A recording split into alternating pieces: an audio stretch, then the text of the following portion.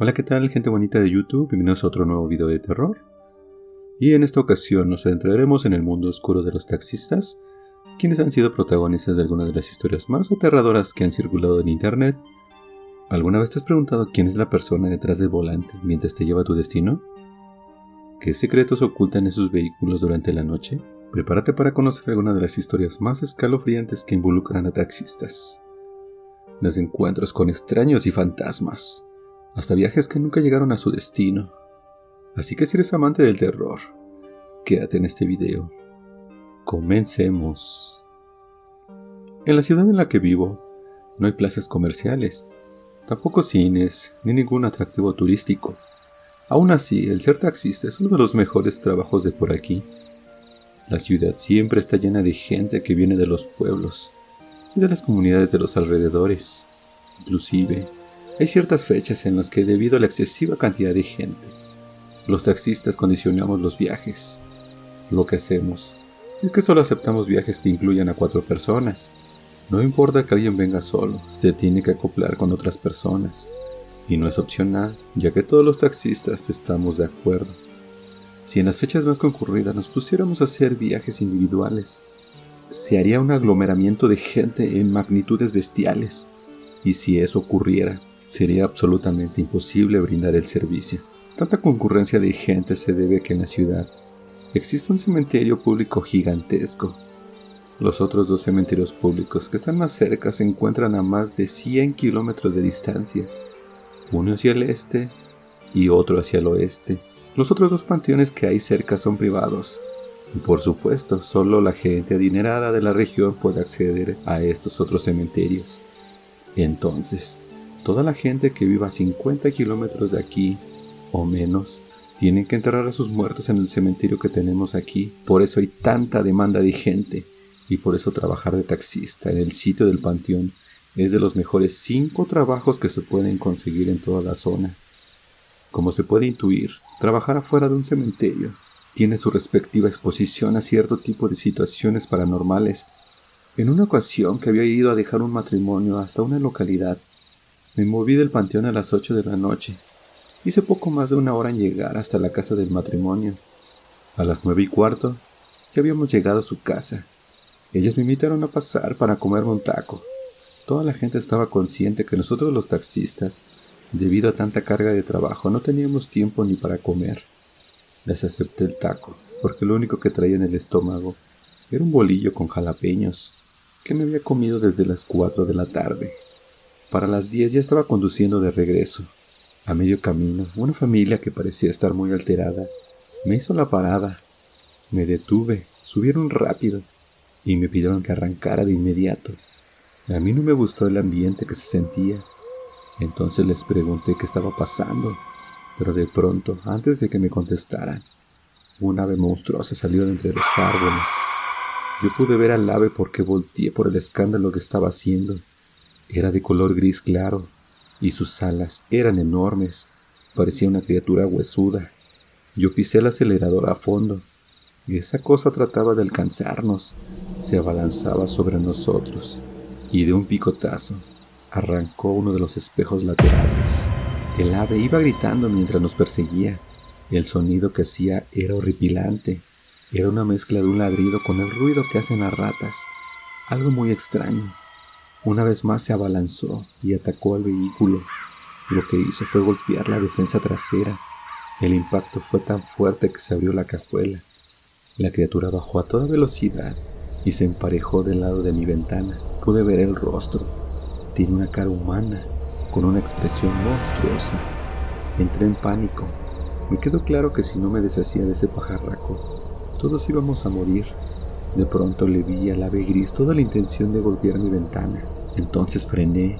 La criatura en efecto se lanzó hacia un costado, pero como yo había frenado, se fue de largo contra los árboles que estaban del otro lado del camino.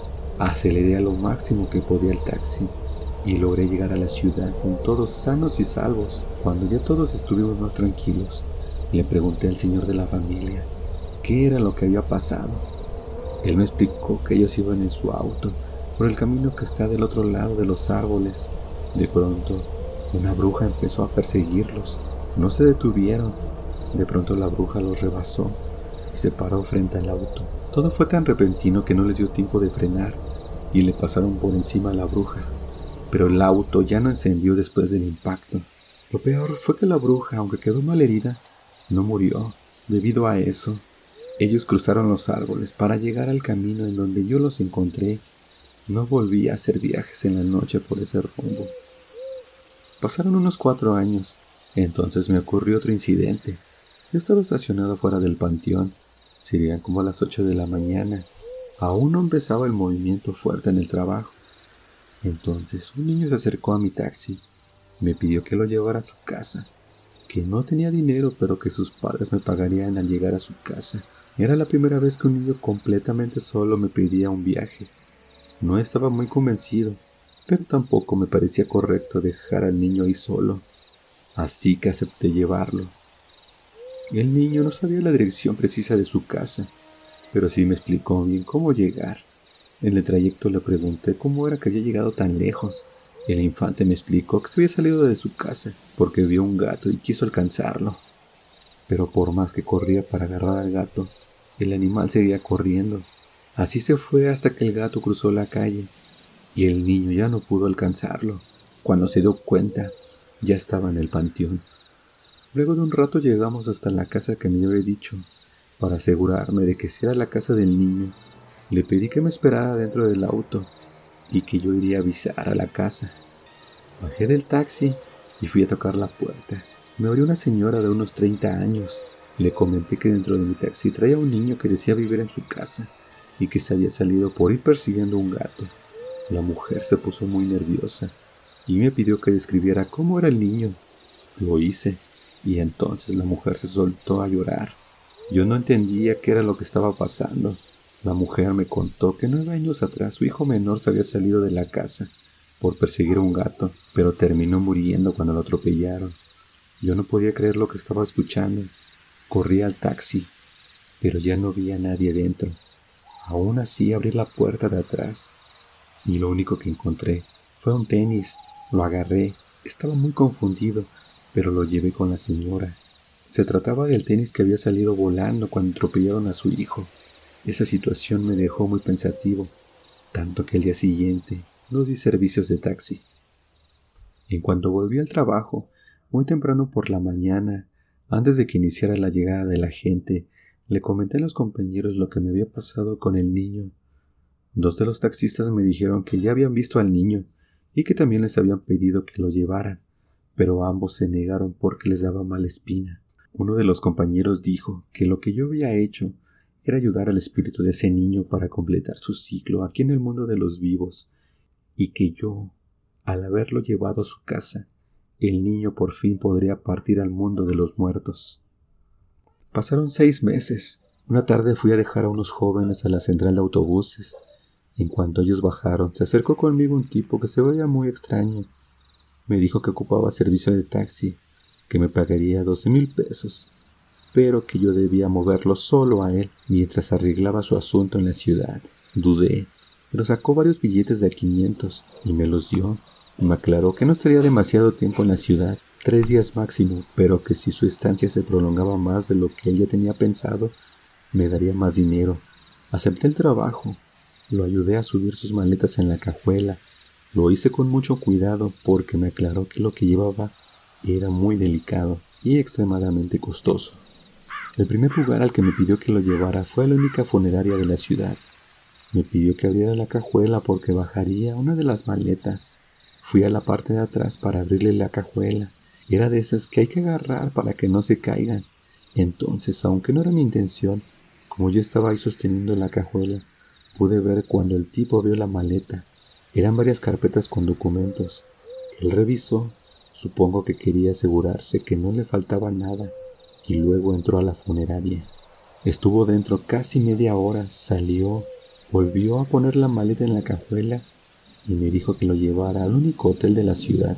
Llegamos, me dijo que no bajaría las maletas, porque solo entraría al hotel a dormir 3 horas, que mientras tanto yo comiera o que hiciera cualquier cosa mientras no me moviera de ahí y no me alejara del taxi, por cuestión de las maletas que él llevaba en la cajuela. El tipo era sumamente extraño. y su comportamiento no mejoraba mucho mi percepción sobre él. Esos dos aspectos, sumando a la gran cantidad de dinero que me dio tras conversar apenas 2 minutos, me hizo pensar que tal vez podría tratarse de algún narco o alguien del gobierno. A una cuadra del hotel había un puesto de tacos y fui a comprarme varios. Como traía dinero me pedí 2 de cada uno y también un jarrito. Nunca me gustó la coca. Regresé al hotel y comí dentro del taxi. Pasaron las 3 horas. Ni un minuto más el tipo ya estaba saliendo del hotel directo hacia el taxi. Subió y me dijo que debíamos volver a la funeraria. En lo que conducía me atreví a preguntarle a qué se dedicaba. El tipo con una voz muy melancólica me respondió que no trabajaba para una empresa, que nunca fue creada y no tenía un puesto, que era inexistente. Él siguió hablando, me dijo que podría decirse que era un supervisor independiente, especializado en funerarias, y que debido a eso se la pasaba viajando durante todo el año sin descanso. Su empleo lo llevaba a todo el país. Al mes visitaba al menos 10 ciudades diferentes y nunca regresaba a una que ya había visitado antes. Me dijo que la paga era demasiado buena. Cada funeraria le pagaba entre 6,000 y 10,000 pesos, dependiendo de los servicios que requirieran para sus instalaciones. Por lo tanto, al mes lo mínimo que ganaba eran de 60,000 pesos. Pero eso podía llegar hasta 100,000 pesos. Yo le pregunté si no creía que era peligroso que dijera que ganaba toda esa suma de dinero. Él, aún con una voz melancólica y mirando a través de la ventana, me respondió que no tenía amigos, pareja, tampoco hijos ni familia de ningún tipo. Lo peor que le podía pasar era que lo mataran. Eso no le daba miedo, la soledad sí. Me pareció una respuesta muy profunda, y mentiría si no confieso que me dejó algo inquieto. Antes de llegar a la funeraria me pidió que pasara a comprar algo para cenar, porque esperaríamos afuera de la funeraria hasta que solo quedaran los trabajadores, y eso podría tardar 5 minutos o hasta varias horas. Llegamos a un local que vendía tamales, compramos para los dos, y de ahí ya nos fuimos directo a la funeraria. Mientras cenábamos le pregunté cómo le hacía para que las funerarias decidieran contratarlo a él. Él me dijo que la empresa inexistente para la que no trabajaba le informaba a qué funeraria debía llegar, y me pidió que no le hiciera más preguntas sobre esa empresa, porque no podía decirme más de lo que ya me había dicho. Yo me encontraba muy expectante ante todo lo que este tipo me estaba diciendo, y aunque realmente no estaba entendiendo mucho lo que decía, sabía que había cosas ocultas.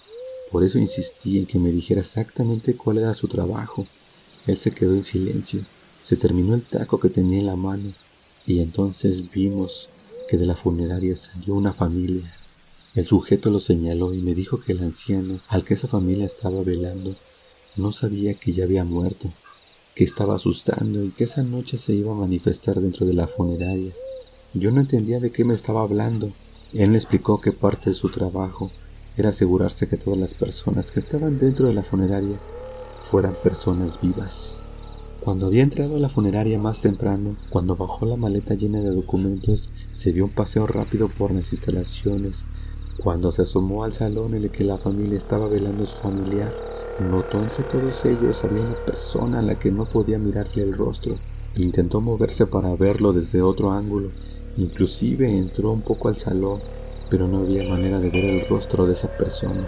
Para descartar, se fijó en su sombra y no tenía. Además, su silueta no se reflejaba en el piso blanco. Todos parecían ignorar su presencia, como si nadie supiera que esa persona estuviera ahí. Esos detalles le indicaban al sujeto que esa persona no era una persona viva, sino que era una entidad que él denominaba como extraviado. Lo primero que me vino a la mente fue que el tipo era una clase de cazafantasmas, pero antes de hacerle más preguntas, el tipo bajó del auto y me pidió que abriera la cajuela para que pudiera sacar sus herramientas de trabajo. Sacó 2 maletas y me dijo que lo esperara dentro del taxi, que por nada del mundo me fuera a dormir, que podía ser peligroso para mí. También me advirtió que sin importar qué viera o escuchara, no me moviera de ahí. Pasó 1 hora, el tipo salió de la funeraria, pero no se acercó al taxi. Sacó un Nextel. En aquel entonces los celulares tipo BlackBerry aún no llegaban a la ciudad, y los celulares como los de hoy creo que aún no existían. El tipo estaba hablando con alguien a través del Nextel.